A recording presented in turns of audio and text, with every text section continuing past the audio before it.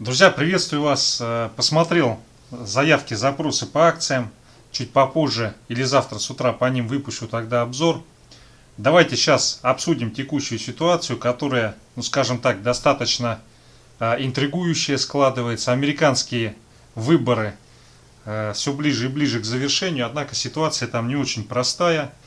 Но вот текущий расклад таков, что по выборщикам лидирует Байден, Трамп проигрывает, Сенат 50 на 50, и домашнее голосование пока лидирует Байден.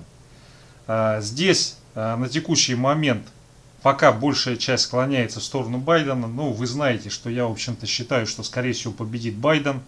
Однако Трамп человек неожиданностей.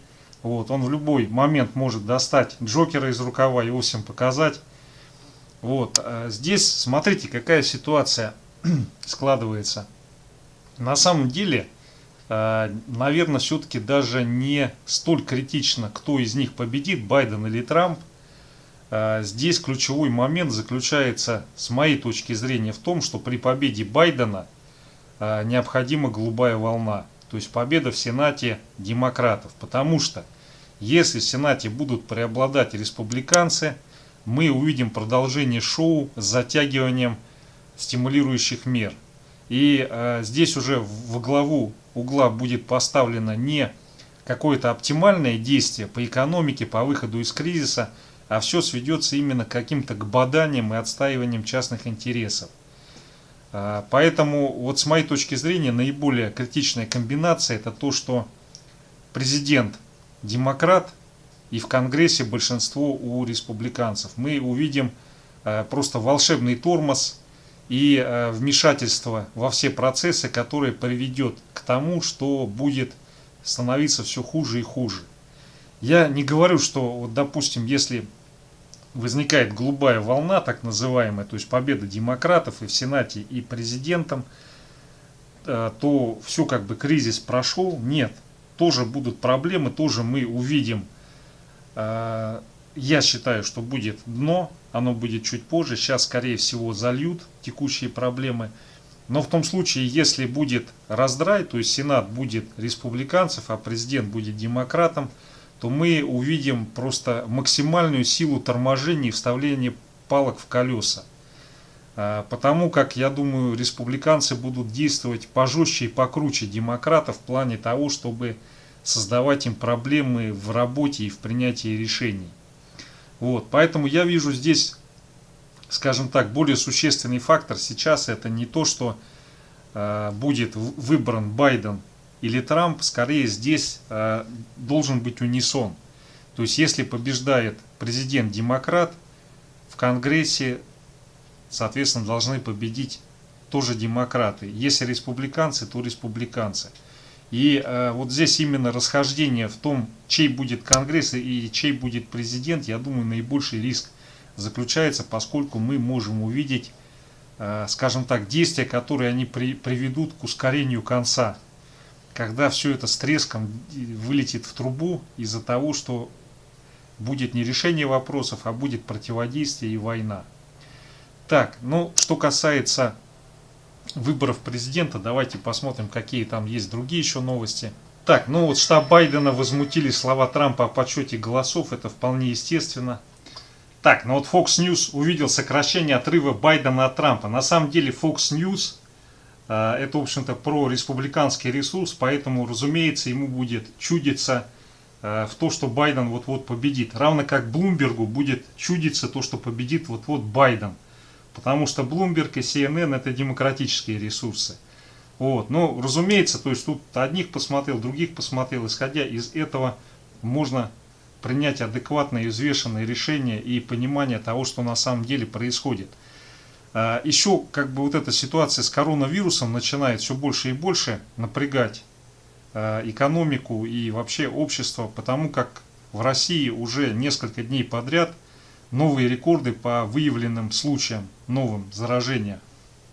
И эта ситуация, она приводит к тому, что у нас де-факто происходит так называемый локдаун.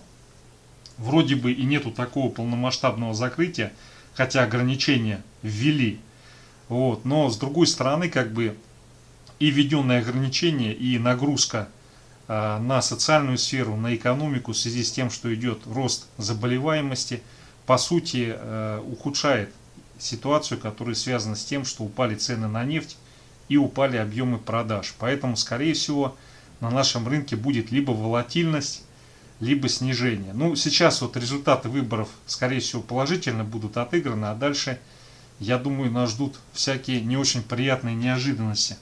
Так, далее. «Газпром» обжаловал польский штраф на 6,5 миллиардов евро. Ну, насколько я знаком с терминологией, это слишком громко сказано, что обжаловал. Он пока только подал заявление об обжаловании. То есть обжаловал, ну, в моем понимании, это когда этот штраф отменят. То есть пока только подано заявление. Но понятное дело, что поляков потроллить подали 4 ноября, в День народного единства. Ну, вполне ожидаемо и прогнозируемо. Так, явка на выборах президента оказалась самой высокой. Ну, там, где действительно есть выборы, а не имитация, там, разумеется, как бы люди принимают активное участие и идут, потому что они видят и понимают, что зависит от них дальнейшее развитие событий. Так, давайте вот еще экономический календарик посмотрим, что сегодня произошло и как это повлияет на завтрашнее открытие российских площадок. Так, ну как это ни парадоксально, у Соединенных Штатов улучшился платежный баланс, немножко вырос экспорт, импорт вырос, но значительно в меньшей степени, чем экспорт. Непонятно, правда, что они экспортируют, наверное, доллары. Но, тем не менее, сальдо торгового баланса, оно хуже, чем ожидалось, но совсем немножко, там, на 0,1 миллиарда всего лишь. Так, ну вот индексы менеджеров по снабжению вышли не очень хорошие, то есть на 1% меньше, чем предполагалось. Вот, это дополнительные потрясения для фондового рынка.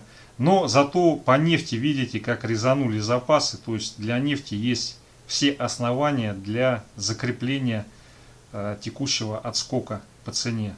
Так, ну и на фоне таких данных, видите, вот сегодня по нефти пробиваем 40.82. Если закрепляемся в этой области, то завтра это будет достаточно позитивно для рубля и российского фондового рынка.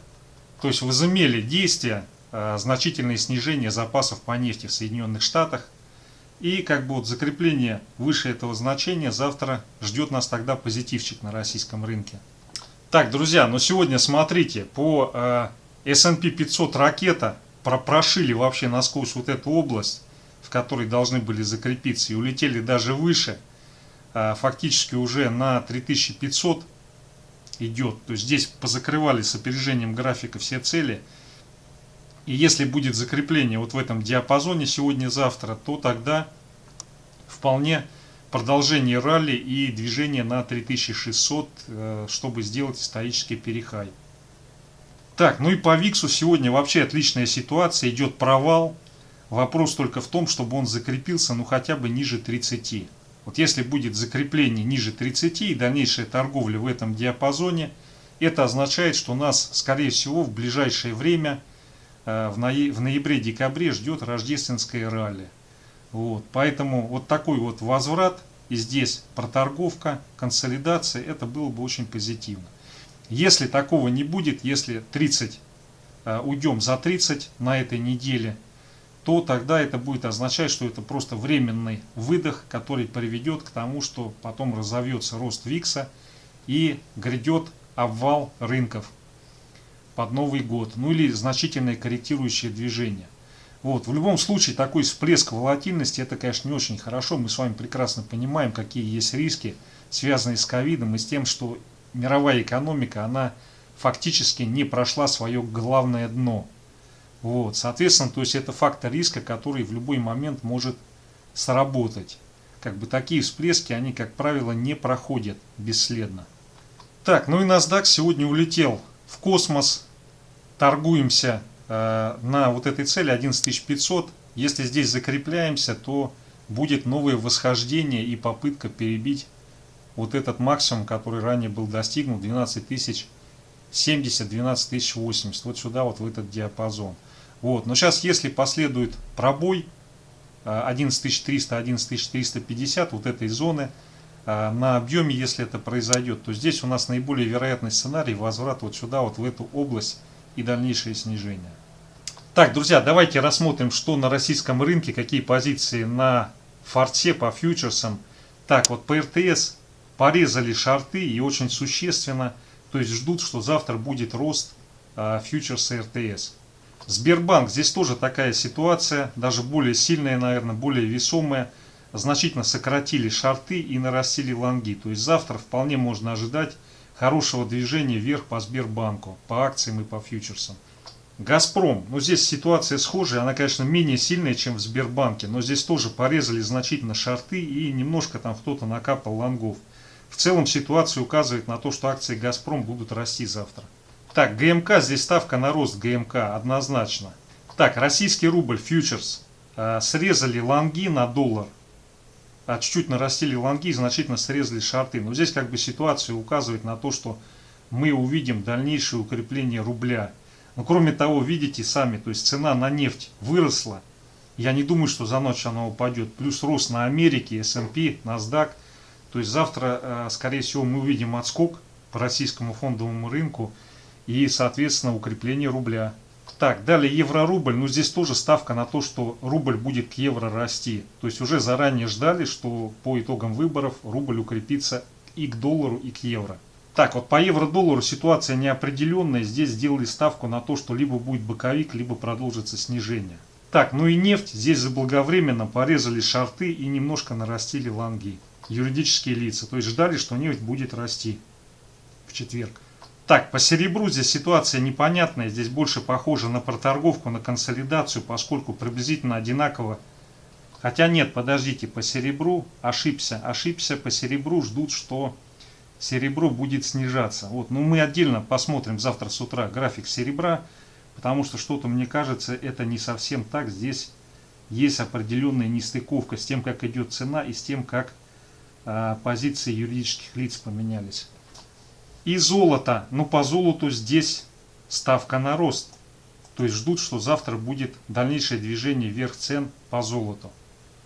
А вот природный газ сделали ставку на то, что природный газ будет проседать. Так, друзья, ну все, это основные новости на завтра. Так, хотелось еще обратить внимание, сегодня вышел индекс деловой активности в секторе услуг PMI по Китаю от Кайксина. Больше он на 2%, чем был до этого. Вот. Но здесь дело в том, что, конечно, сектор услуг не является таким мощным драйвером для китайской экономики, как производственный сектор. Однако в целом это достаточно позитивные новости для Китая и для мировой экономики. Так, друзья, и вот на завтра сразу календарик. Четверг, 5 ноября. По России индекс деловой активности в секторе услуг должен выйти. Посмотрим, как и что у нас происходит. Так, ну вот по Германии объем промышленных заказов — это не столь важная информация. Вот, а завтра, как обычно, число первичных заявок по безработице в США. По американским выборам будет информация. И, что самое главное, помните обязательно, завтра вечером в 22:00 заявление Федеральной резервной системы США и решение по процентной ставке. Так что завтра день будет очень мощный. Все, друзья, спасибо за внимание.